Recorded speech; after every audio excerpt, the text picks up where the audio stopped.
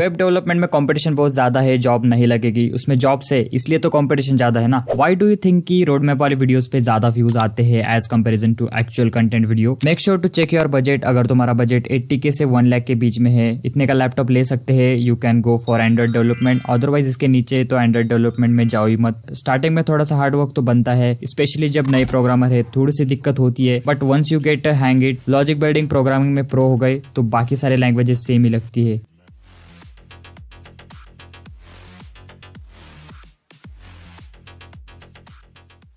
Android development करे या web development करे, ये सवाल जितना कॉमन है उतना ही गलत है, क्योंकि क्वेश्चन का मतलब ही क्या है बेसिकली। मतलब कंफ्यूज किस बारे में हो रहे हो कि एंड्रॉइड करना है या वेब करना है? मैं बताता हूँ, टॉस कर लो, हेड आया तो वेब कर लेना, टेल आया तो एप्लीकेशन डेवलपमेंट कर लेना। कोई सेंस है इस बात की? तो सबसे बड़ी दिक्कत हमारे साथ यही है, एज अ बिगिनर हम सोचने में ही टाइम वेस्ट करते हैं ज्यादा कि नहीं एंड्रॉइड करेंगे, नहीं वेब करेंगे। एंड्रॉइड या वेब कोई भी एक चॉइस करो और खत्म कर दो बस। लेट्स बी ऑनेस्ट, अगर वेब सीख लिया तो एंड्रॉइड सीखना इजी है, और अगर एंड्रॉइड सीख लिया तो वेब सीखना इजी है। सो इट्स नॉट अबाउट कि पहले करना क्या है, इट्स अबाउट कि एक्चुअल में करना क्या है। पर नहीं, हमें तो टाइम वेस्ट करना है प्रोजेक्शनेशन कर करके। कभी वेब डेवलपमेंट का रोड मैप देख लिया, कभी डेटा साइंस का रोड मैप देख लिया, और ऐसे ही 10 और चीजों को रोड मैप देख लिया। एक्चुअल कंटेंट जो सीखने का था वो नहीं देखा। तो हमारा आधा टाइम तो इसमें ही जाता है डिसाइड करने में कि करना क्या है। एक्चुअल आंसर इसकी, कोई भी चीज पकड़ो और उसको स्टिक करो, दैट्स इट। मेन गोल तुम्हारा होना चाहिए कि खत्म करने का, ना कि इतने साल ये डिसाइड करने में कि मुझे करना क्या है। ये तो मैंने एक जनरल टर्म बता दी, मतलब आपका माइंडसेट क्या होना चाहिए basically. But if you still want one word answer करना क्या है actually, please watch this video completely, क्योंकि अभी जो मैंने आपसे कहा वो तो सब पे लागू नहीं होता है ना। क्योंकि अभी कोई कॉलेज में है और कहीं का कॉलेज हो गया है, अभी जॉब की नीड है उन्हें, और उनके पास टाइम भी कम है, वो लोग नहीं ट्राई कर सकते ना सारी चीजें। सो उनके लिए, और जो कंफ्यूज है वेब एंड एंड्रॉइड डेवलपमेंट में, सो मैं बताऊंगा कि करना क्या है विद एक्चुअल पॉइंट्स, और किस में आपको क्या करना है सब देखेंगे, और आपका कोई भी डाउट नहीं रहेगा regarding to web development and application development. End of the video you will get a clear answer which one you should follow. So first let's talk about ease to entry.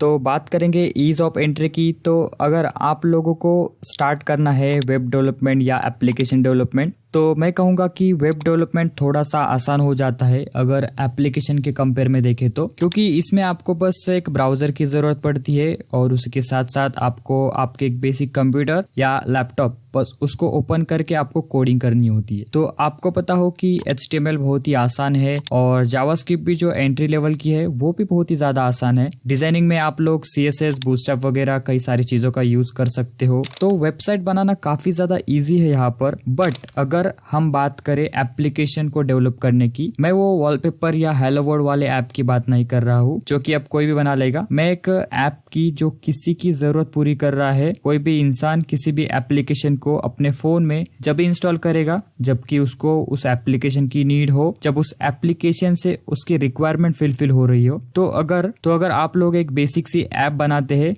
जो simple wallpaper show कर रही है या किसी का birthday display कर रही है, तो ऐसी ऐप को तो वो इंस्टॉल नहीं करेगा ना, ठीक है। तो आप लोग को एक यूजफुल एप्लीकेशन बनानी है, एक हटके एप्लीकेशन बनानी है, तभी आपकी एप्लीकेशन चलती है। तो ये भी बात वेबसाइट पे भी लागू होती है, बट अगेन आप लोग अपने प्रोजेक्ट को काफी आराम से कर सकते हैं। तो अगर ईज टू एंट्री कहूंगा वेब डेवलपमेंट में, तो एप्लीकेशन से थोड़ी सी ज्यादा है, क्योंकि आप एप्लीकेशन को प्ले स्टोर पे पुश करते हो तो वहाँ पे काफी सारी चीजें होती है, तो वो थोड़ा सा डिफिकल्ट हो जाता है। और ऐप में और भी बहुत सारी चीजें होती है, जैसे हार्डवेयर से कनेक्ट करना पड़ेगा, जैसे GPS से, कैमरा से, राइट। एंड एप्लीकेशन डेवलपमेंट के अंदर हम लोग जावा का यूज करते हैं, और वेब डेवलपमेंट के अंदर हम लोग जावास्क्रिप्ट का। अगर इन दोनों के कंपेयर में देखें तो जावास्क्रिप्ट इजी है, और जो टेक फील्ड से नहीं है उनको डायरेक्ट जावा या फिर कोटलिन सीखना तो वो थोड़ा सा हार्ड हो जाता है। सो अभी इस पॉइंट पे वेब डेवलपमेंट इजी हो सकता है। बट अगर आप टेक फील्ड से है और आपको थोड़ी बहुत कोडिंग आती है और कंप्यूटर का नॉलेज है, सो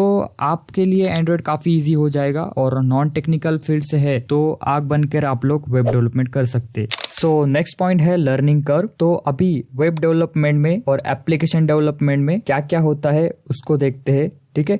तो सबसे पहले वेब डेवलपमेंट की बात करते हैं। सो इसमें HTML, CSS और जावास्क्रिप्ट सीखना होता है। एक बार आपने बेसिक लैंग्वेजेस को समझ लिया, नेक्स्ट स्टेप होता है रिस्पॉन्सिव डिजाइन, यानी कि आपकी वेबसाइट अलग अलग डिवाइसेस पर स्मूथली रन करे, मतलब कि उसी सेम वेबसाइट को आप लैपटॉप में भी देख सको और मोबाइल में भी, जिसके लिए आप बूटस्ट्रैप या और कोई फ्रेमवर्क सीख रहे होते हो। फिर आगे एडवांस वेब डेवलपमेंट में आते आते आपको फ्रंट एंड का एक फ्रेमवर्क का यूज करना पड़ेगा, जिसमें आप रिएक्ट या फिर Vue.js या फिर एंगुलर का आप यूज कर रहे होगे। फिर आता है वेब डेवलपमेंट में बैकएंड, और इसमें आपको बैकएंड लैंग्वेजेस जैसे Node.js, Django और Ruby, इनमें से कोई एक सीखना होगा। और फिर आता है डेटा मैनेजमेंट, और डेटा मैनेजमेंट के लिए आपको डेटाबेसेस का यूज करना होता है। SQL डेटाबेसेस जैसे कि MySQL या फिर NoSQL डेटाबेसेस जैसे कि MongoDB का यूज आपको सीखना होता है। सो अभी जो मैंने आपको बताया वो आप बैकएंड के लिए यूज करते हो, और अगर आप लोग सिर्फ फ्रंट एंड डेवलपमेंट करना चाहते हो तो बस आपको वो मैंने जो स्टार्टिंग में बताया HTML, CSS और जावास्क्रिप्ट और फ्रंट एंड का कोई भी एक फ्रेमवर्क, सो उनका यूज कर आप लोग एक फ्रंट एंड डेवलपर बन सकते हो। बट लेकिन आपको अगर बैकएंड भी करना है, मतलब कि फुल स्टैक डेवलपमेंट करना है, तो अभी जो मैंने आपको बताया तो ये सारी चीजें आपको सीखनी पड़ती है।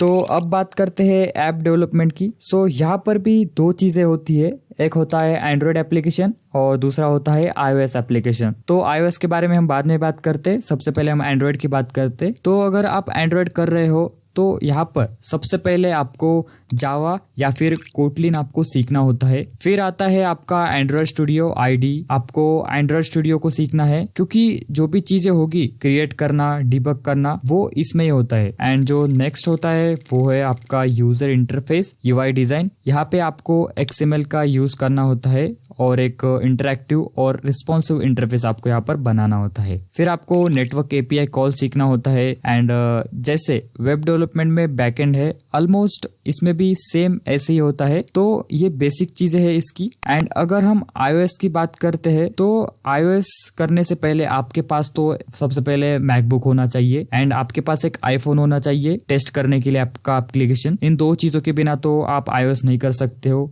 राइट। तो इसमें आपको स्विफ्ट या फिर Objective-C सीखना होता है। ओके, सो नेक्स्ट बात करते हैं हार्डवेयर रिक्वायरमेंट्स।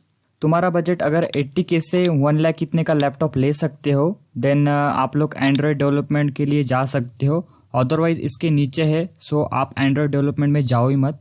इवन आपका लैपटॉप 50K का भी हो, चाहे वो 4GB हो, 8GB हो, इसमें भी आपका एंड्रॉयड स्टूडियो काफ़ी ज़्यादा लैग करेगा, क्योंकि एंड्रॉयड स्टूडियो काफ़ी हैवी टूल है। इसके अलावा अगर आपने इसमें एमुलेटर का यूज़ किया सो फिर समझ लो गया आपका लैपटॉप। सो अगर आपको एंड्रॉयड स्टूडियो चलाना है अपने लैपटॉप या फिर कंप्यूटर के अंदर, तो एटलीस्ट आपके पास 16GB रैम होना चाहिए और एक अच्छा खासा प्रोसेसर आपके पास होना चाहिए। In case of web development it doesn't matter आपका लैपटॉप कैसा भी हो, उसमें बस आपको कोई भी कोड एडिटर खोलना है और कोडिंग करना स्टार्ट करना है, और आपको यहाँ पर सेटअप करने की भी ज़रूरत नहीं होती है। बट एंड्रॉयड स्टूडियो में आपको बहुत कुछ सेटअप करना होता है। अगर आप लोग एक छोटा सा भी प्रोजेक्ट बनाना है तो आपको बहुत कुछ सेटअप करना होता है, बट ऐसा वेब में नहीं होता है। सो नाउ नेक्स्ट पॉइंट है मनी। अगर पैसे कमाने की बात करूँ वेब डेवलपमेंट में, ये काफ़ी बड़ा फैक्टर है। इवेंचुअली यार आपको पैसे चाहिए रहेंगे आपकी मेहनत के। तो मैं कहूँ एक एंट्री लेवल की तो वेब डेवलपमेंट थोड़ा सा आसान है, आपको अच्छे क्लाइंट्स मिल जाएंगे, यहाँ पे आपको इजीली क्लाइंट्स यहाँ पर फाइंड हो जाएंगे और आपको मनी मिलना यहाँ पर जल्दी शुरू हो जाएगा। अभी बहुत सारे लोग हैं वो जो बस स्टैटिक वेब बनाना चाहते हैं, उनको बस स्टैटिक वेबसाइट चाहिए, तो आप वो इजीली कर सकते हो। आपको काफी सारी जगह पे आपको क्लाइंट्स मिल जाएंगे, जैसे फ्रीलांसिंग आप कर सकते हो, तो वो एक इजी फैक्टर हो जाता है। तो अगर हम ऐप की बात करें तो सामने वाला आपसे एक्सपेक्ट करेगा कि आप एक एंड टू एंड सब कुछ करके दे, और फिर उसमें तो आपका दिमाग खराब होगा ही। मैं कहूँगा एक बेसिक वेबसाइट को बनाना आसान है और उससे पैसे कमाना भी, बट अगर आप एंड्रॉयड डेवलपमेंट अच्छी तरीके से सीख गए तो वहाँ पे आपको पैसे बहुत अच्छे मिलेंगे वेबसाइट के कंपेयर में। और यहीं पे मैं रुकूंगा और बताऊंगा कि अगर आप वेब डेवलपमेंट में भी एक अच्छी जगह पहुंच गए, आप रिएक्ट में अच्छी ऐप बना पा रहे हो, आपको सर्वर मैनेजमेंट आता है, आपको लोड बैलेंसिंग आता है, आपको डोकर आता है, डेवऑप्स आता है, तो यहाँ पे आपका लेवल ही कुछ अलग होगा। यहाँ पे आप ऐप डेवलपर से भी ज्यादा पैसे कमा। यार यहाँ पे डायरेक्ट कंपैरिजन नहीं होता है कि एंड्रॉइड में सैलरी कम या फिर वेब में सैलरी कम। यहाँ पर काफी सारे फैक्टर्स को कंसिडर कर आपको सैलरी मिलती है। जैसे कि अभी देखो, एक वेब डेवलपर है जिसको सिर्फ HTML से वेबसाइट बनानी आती है, और एक दूसरा वेब डेवलपर है जिसको रिएक्ट आता है, एंगुलर आता है, या फिर डॉकर या बहुत सारे लोड बैलेंसिंग वगैरह उसको आता है, और वो एक प्रोफेशनली काम करता है, और वहां पर वो एक प्रोफेशनली एक ऐप को बिल्ड कर पाता है, एक वेबसाइट को बिल्ड कर पाता है। तो वो दो अलग अलग लेवल हो गए। यहाँ पर मैं अगर लो लेवल की बात की, उसमें सिर्फ HTML जानता है इंसान, और एक यहाँ पे बात की जो सब कुछ जानता है और अच्छी तरह से वेबसाइट को होस्ट करना भी जानता है, तो थोड़ा सा कंपैरिजन यहाँ पर अनफेयर हो जाता है। सो अब ये बहुत इंपॉर्टेंट पॉइंट है, डिमांड वर्सेस सप्लाई। अगर मैं इन दोनों में एक वर्ड में आंसर दूं तो यहाँ पर वेब डेवलपमेंट या फिर एंड्रॉइड डेवलपमेंट में, सो इन दोनों में से एंड्रॉइड डेवलपमेंट में अभी फिलहाल काफी ज्यादा डिमांड है, और वेब डेवलपमेंट में भी सेम ही है, बट थोड़ा सा डिफरेंस है इन दोनों में।